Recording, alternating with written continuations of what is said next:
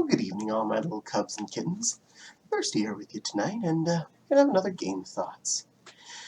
So, continuing on what I've been working through here with you, we'll move on to the next Borderlands game, the current one, and that'll be Borderlands 3. Now, similarly to 2, I'm having a stupidly good time. um, this is the only one I haven't super duper completed everything because some of it doesn't even exist yet because the DLC does come out over time. Um, at the time of recording this, I have completed at least the main story with 3 of the 4 characters, and I believe 2 DLCs with each of them. And I'm on the 3rd character's 2nd playthrough, but I've gotten distracted. Things are happening. I decided to so took a little bit more of my time. And, well, this takes time too. Now, they did do a lot of good things with 3 that I was really happy about. All of the characters really feel more and more different, which is a big plus. Um, their special abilities have different weird things that happen, different add-on attributes, different things you can get from the different skill tree points. So it really does add a lot more flavor to it than just being you just get better, and whatever it is, it gets cooler. For instance, Zane, I think it is, instead of having the ability to throw a grenade with the G button, you can have a second of his 3 different abilities.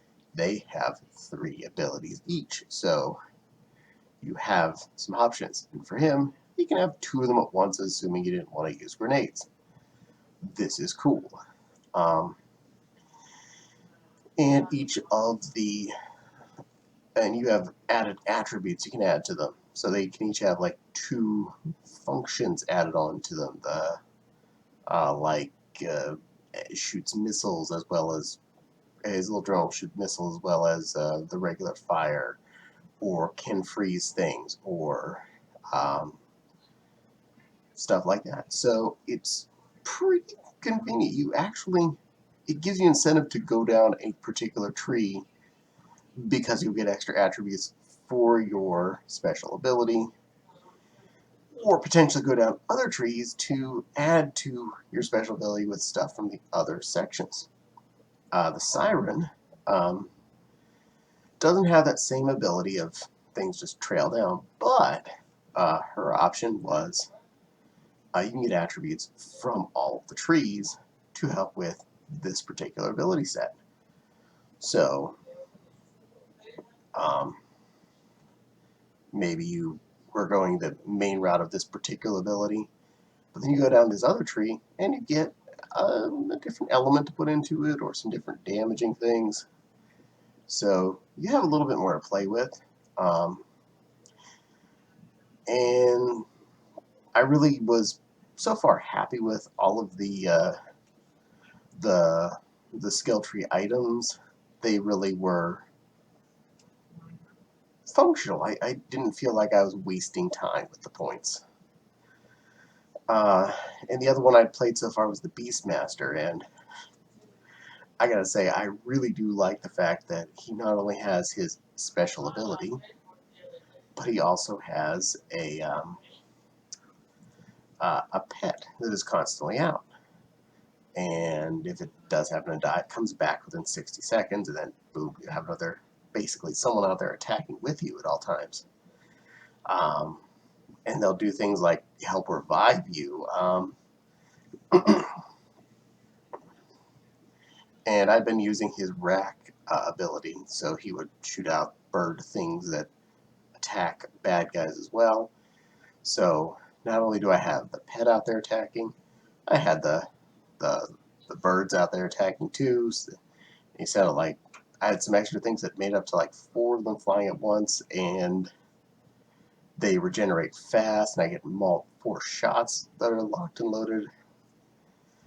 It's crazy. You really can have a lot of fun with these kind of characters. The main story was really good in this one. The previous games you were generally stuck on Pandora, or in the case of the 1.5, also the moon. But in this one, you travel between planets. Um, so you're on Pandora for part of it, but then you also go to this futuristic city world for a while. You go to what's kind of like a Buddhist monk type temple planet, a foresty, swampy one, a weird alieny one. It's got a lot of variety to it. You get to go places and feel different environments and have a lot more fun. Spread your wings and kill more weird creatures. And in this one, instead of your home base being the city of Sanctuary, your home base is the Starship Sanctuary. And it's, again, your hub city. It is safe, more or less. More or less. Don't want to spoil too much for you here, kids. Especially since this is only about a year-old game at this point, so some of you may not have gotten around to play it, didn't want to. But it's nice to have effectively a place you can always go to at any point to go buy weapons, sell weapons, store things in your bank, or whatever. Another bonus here that they did an upgrade from 2. In 2, you had a bank, which is where you could store a certain number of weapons. 1 also had a bank, but it was only added on during the Moxie's Battle Dome thing, which ironically is the only thing I ever successfully did there was buy the biggest bank storage space. In 2, they had a bank. You got it with Sanctuary, and they also had the special locker where you could transfer 4 weapons between characters.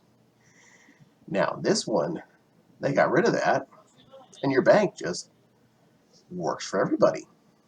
And it can get pretty darn huge. So, say you get a really cool gun at about a quarter of the way through the game, and it's not going to be good for you in the future because stuff gets progressively bigger. But you take that really cool gun, stick it in the bank, and next playthrough you're playing with another character, new character. Oh, I'm level 25. I can now use that gun if I so choose to. Equip it, and boom, you get to have that gun again. So, good to have those kinds of options. And the DLC so far that I've played has been really, really fun. The Handsome Jackpot section was just beautiful. That was fun as all get out. You're playing in a casino satellite thing. Lots of good references, lots of cool things happening. I loved the way that the story played out for it. I loved all the different environments they were able to squeeze into that concept of the Handsome Jackpot gambling casino satellite system. And Digby. I just wanted to help Digby. I loved the fact that you got to help Digby get his groove back on. So, go Digby. And I felt the bosses were, throughout the entire game, the regular game and the DLC, were all fair and fun. I never felt cheated except for one time. That's in the other DLC, which is a romance on a kind of frozen-y world, which was a romance between 2 fellers, Mr. Wainwright and Mr. Hammerlock. And you're basically there for their wedding. But one boss, partway through, I was really unhappy with. I beat it several times now, mind you, but it feels so cheap. Because it constantly gets to be able to heal itself and gain shields, and um, it absorbs another character and uses them as an attacker, and they're basically invulnerable. You can't hurt this other person, but they're constantly going to be up in your face attacking you and blocking your ability to shoot the actual target. Um, I died several times on this, and I'm not really bad at this kind of game, so that says something. I'm usually well overpowered, but this was a bit of a cheap shot moment. But like I said, I've gone through it in multiple playthroughs with multiple characters now. I got better at how to deal with it, but it just didn't quite feel as nice.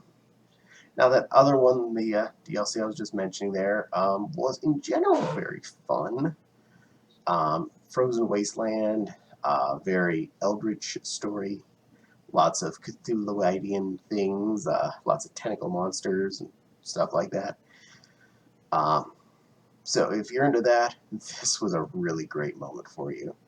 Very, very eldritch horror type sector, and great story, great concept, and overall really fun section to play through. And lots of side missions and things. So I did get a good amount of playtime out of it on each playthrough, and can't say enough good about those except for that one boss. Um, so there you go. Yes, I plan to play through um, the fourth character, the Iron Bear soldiery person. I just haven't gotten around to it. um, and I think a third DLC has dropped so far.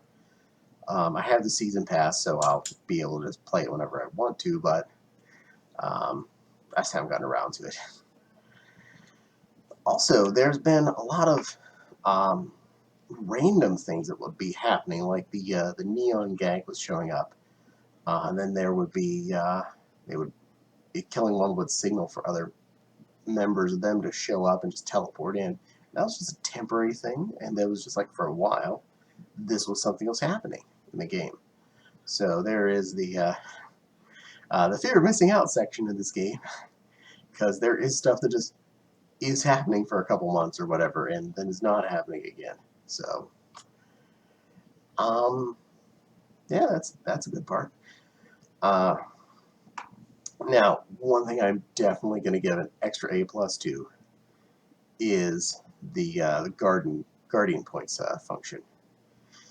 Now, in the previous few games, there was the badass points.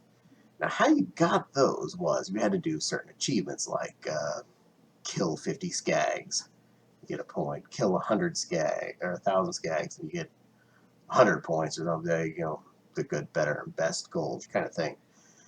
This is all based on experience.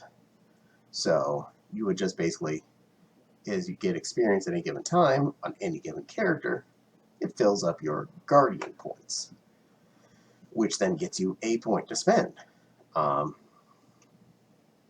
You don't start getting them until you've gone through the main plot once. That's the important part. Now, it'll be there anytime on any new character. You're automatically ready to start working on those, which is good. And in 2, when you spent a point, you would get like one of 4 choices of what you spend it on. What, grenade damage or accuracy or something. This one, you have 3 sections, and it would always give you 2 to pick from. So, the health section is the one I went for priority first. So it's like more health, more shields, shield regeneration, stuff like that. It was all on the health section. There was one about more accuracy, and then there was one about just shooting more and stuff. So, but you'd get 2 choices out of each of the 3, so you'd get 2 out of each 6 to pick from every time you spend a point. So you could just go and focus on the middle 6 or the top 6 or the bottom 6, whatever made you the happiest. And like I said, I first went mostly towards the health one because it did good for me. I like being a tanky boy, so I like to have more health because I like to be stupid sometimes. And it helps when you're starting a new character to automatically have better health. The extra bonus is, as you spent points in any one of those 3 categories, you got points on the columns to the right, which would be, which had extra bonuses. So, say you got 10 on the health, it gave you another permanent bonus besides the fact that you got, a few more percentage points of health or shields or whatever. You also have this extra permanent bonus. Like you have longer time and fight for your life all the time, or you regenerate health whenever something special happens, or something like that. And a couple of things are skins. You get through it and I'm like, whatever, I don't care about that. But overall, those bonuses make a bigger difference. So, yes, I have finished off the middle column. In fact, I have a couple points past the 100 you need to fill it up. Because, well, anytime health comes up, I take that health. And the far right column is up in pretty high. The left column I didn't do as much with because it's the stuff that didn't intrigue me as much. But I will go through them all eventually and have 3 solid bars down there and just spell points wherever I want at that point. Fill me up. Give me bonuses. And different characters have different uses, so when I was playing the first character, I wasn't really getting many good elemental stuff, so I didn't put points in elemental things. When I played the Siren, she was element friendly, so I went really heavy on that. But once I do that, everybody gets that bonus, so double bonus. And the vehicles are pretty cool in this game. I was really happy with all of them. The truck is a truck. The little wheel thing is fast. But I usually would use the little dune buggy critter with the heavy armor because it's fast, it shoots well enough, and it's fast. It does what it needs to do. But all the environments were beautiful and well thought out. I felt the story was really, really fleshed out. Characters were fun except for one annoying child creature that you are stuck with once you get her in your world. Did not like her too much. She was no Tina. Tina is fun. It is present again. Tina is back. So are most of the previous characters. All the ones that are still alive. No spoilers here, so I won't tell who ain't there because they did.